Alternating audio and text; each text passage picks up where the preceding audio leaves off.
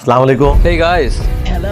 तो कैसे हो सब? चाय मत सब ठीक ठाक है, वेरी गुड। मीठे मीठे एक मुबल्लिग जुनैद सलीम साहब, उनके ऑफिशियल पेज से एक वीडियो अपलोड हुई। मुआदल्लाह सुम्मा सुम्मा सुम्मा मुआदल्लाह। तो यार मौलवी मेरे हाथों बुरे तरीके से जलील हो रहे हैं, तुम लोग ये काम ना करो, तुम खुद नहीं जलील होगे, अपने महात्मा को जलील करवाओगे। आपको लिए चलते हैं पाकिस्तान के मुमताज स्कॉलर मोहतरम जनाब इंजीनियर साहब की तरफ। अच्छा इंजीनियर साहब, ये बताएगा कि जिस मनसब पे आप फायज हैं उसका तकाजा ये है कि आपके लहजे में ताक्कुम ना हो बल्कि आजिज़ी हो। आजिज़ी हमें देखने को नहीं मिलती। मैंने आज तक सुअर कहा है? कभी मैंने कहा कि वह भी सुअर है?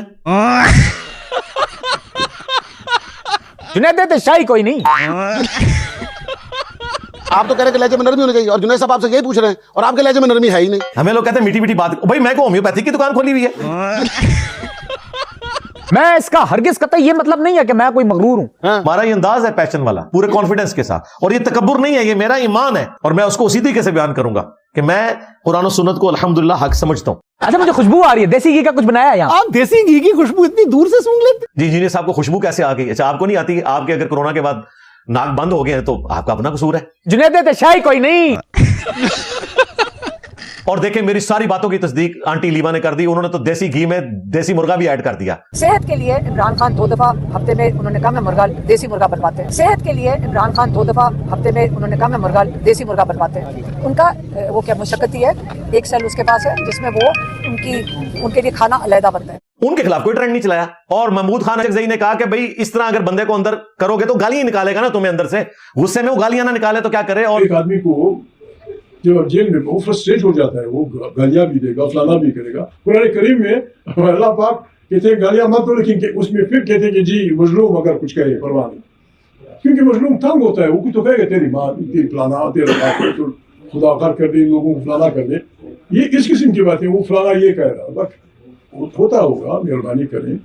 तो अचगज़ई साहब ने तस्दीक कर दी, मेरी हर बात की तस्दीक हुई। सबसे पहले तो अब सलमान सफदर साहब की जो रिपोर्ट आई है उसके बाद तो इन सारे भगोड़ों को मुझसे माफी मांगनी चाहिए ना। सलमान सफदर साहब ने वो सारी बातें जो मैंने कही थी उनकी तस्दीक रिटन में 7 पेजेस पे कर दी है। वो मैंने 7 पेजेस पढ़ लिए।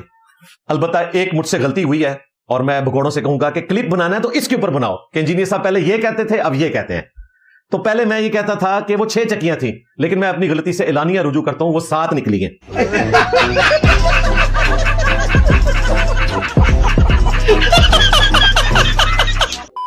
हमारा सवाल तो वही खड़ा है कि आपकी लहजे में नरमी क्यों नहीं है? मैं अल्हम्दुलिल्लाह मेरे से ज्यादा नरम इस प्लेनेट अर्थ पे अगर कोई दाई है तो उस पे उंगली रखे। कौन है बताएं, कौन सा बंदा है? और जी कर लो गल। एक और नया सवाल मौसूफा ने मुझसे पूछा है कि नरमी नहीं, बस हूं वुजू कायम रखना जी अपना। ओ भाई कैसे चाशनी या नरमी है? पूछा है, मैं भी पूछ चुका हूँ, विकी साहब भी पूछ चुके हैं यही सवाल। तो मैंने बार बार कहा था कि मनु ना छेड़ो, मनु छेड़ोगे मैं तो एंडलस नू पकड़ांगा। चलो भाई देखो अब मैं क्या करता हूँ। जुबान सख्त का मैं बहुत हामी हूं। सख्त जुबान के बगैर बात समझ नहीं आती। वल्गर लैंग्वेज नहीं होनी चाहिए। जब वल्गर लैंग्वेज इस्तेमाल होती है तो फिर लीडर के जो मानने वाले हैं उससे 4 हाथ आगे चले जाते हैं। मिसाल के तौर पे खान साहब की कौन सी वल्गर लैंग्वेज? तो सरकार फिर रुक जाओ, हाँ फिर 10 दिन है। आपसे ज्यादा कौन जाता है? ये मेरे ख्याल शलवार गीली करने वाली बात तो काफी है। पार्लियामेंट जिसमें 40 लोग बैठे हुए हैं, हम उधर जा रहे हैं और वो मुझे पता है कांप रहे हैं। मुझे पता है कि उनकी शलवारें गीली हो गई हैं। जरा जुमलों के ऊपर जरा गौर करें, लोग हमें अखलाक सिखाते हैं ना। इंजीनियर साहब ये बताएगा कि आजिज़ी हमें देखने को नहीं मिलती। रुक तेरे को बताते।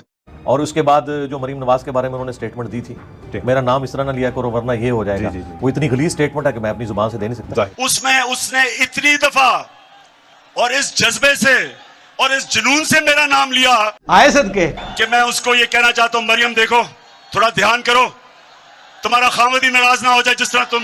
आजिज़ी हमें देखने को नहीं मिलती। हसदे चेहरे का मतलब ये नहीं होता कि उन्हें कोई तकलीफ नहीं होती।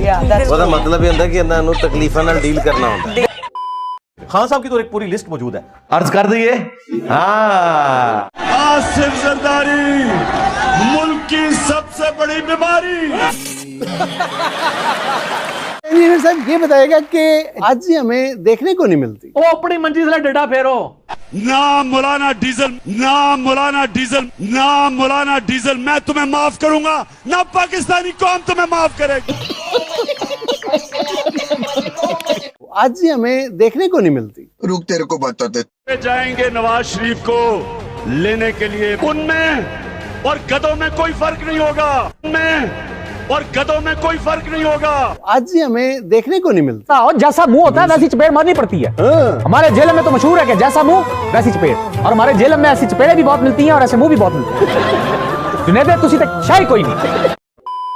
सर इधर ये स्टोरी खत्म नहीं हुई है, ये डोंकी राजा फिल्म यहाँ पे खत्म नहीं हुई।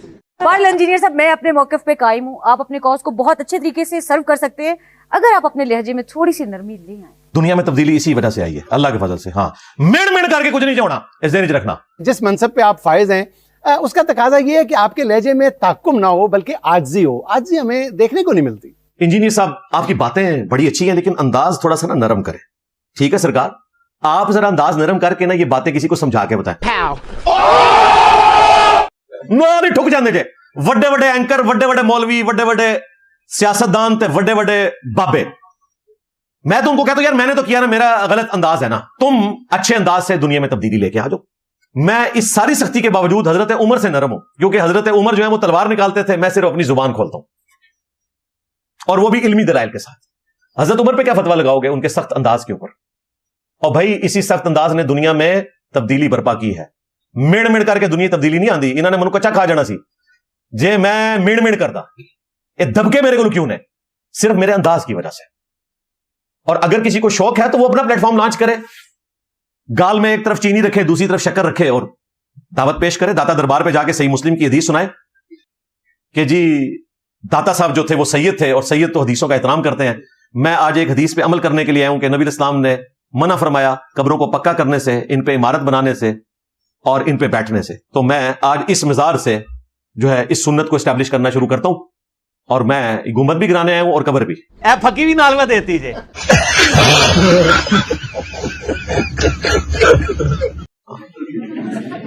तो पता चल जाएगा। तारक जमीर साहब के स्टाइल में एआई से कॉपी करवा ले, उससे भी नरम गांधी साहब का स्टाइल है, और मुझे इसका रिजल्ट बताना है आपने।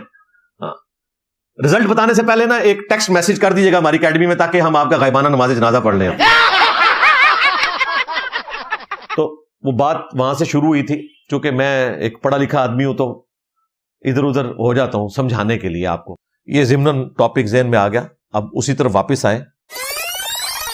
अच्छा इंजीनियर साहब, बहरहाल आपसे इख्तलाफ अपनी जगह, लेकिन आपकी जो तारीफ बनती है वो करनी चाहिए कि आपने अपनी कॉज को अपना कारोबार नहीं बनने दिया, चुम्मी उनके लिए।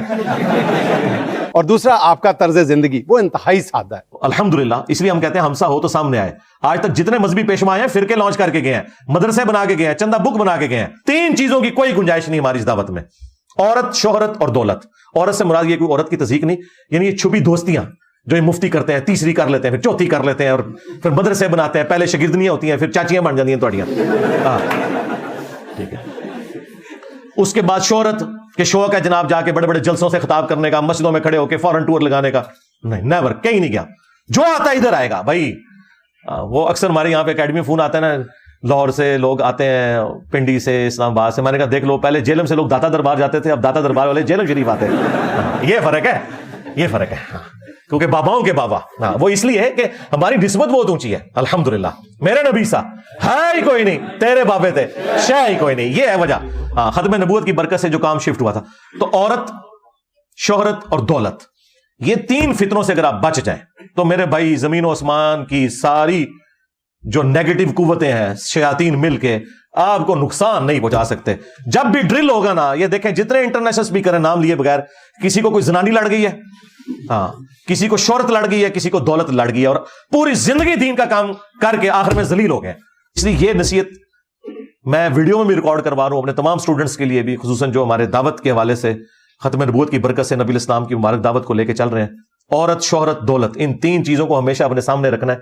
इन तीनों चीजों में से मैं किसी चीज में इन्वॉल्व तो नहीं हुआ। जब आप समझे इन्वॉल्व हो गया, अब आप समझे इखलास भी गया, अल्लाह की मदद भी गई। वरना मुझे बताए एक बंदा इतनी दलेरी के साथ सारे फिरकों को, उनके बाबों को पुण के रख दवे और सारे फेल हो जाए, अपनी सारे चंदा बुक्स के साथ, मदरारिस के साथ, सारे मौलवी मिलके देख ले। आज पूरी दुनिया में वो इंजीनियर का फितना आ गया जी, वो इंजीनियर का कुछ करो जी, इंजीनियर कर दो जी। मिर्जे देख रहा तो प्यार करनी जाने निकला बाहर।